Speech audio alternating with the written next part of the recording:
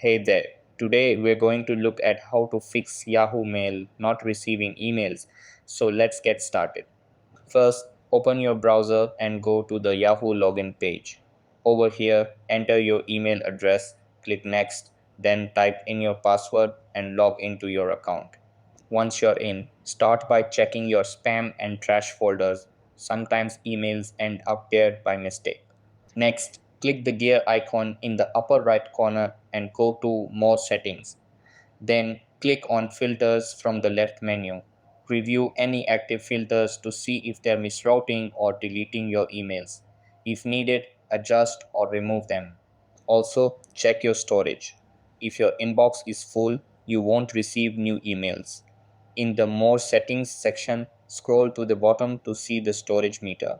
If it's full, delete old messages or upgrade your storage. And that wraps it up. Appreciate you watching. See you in the next.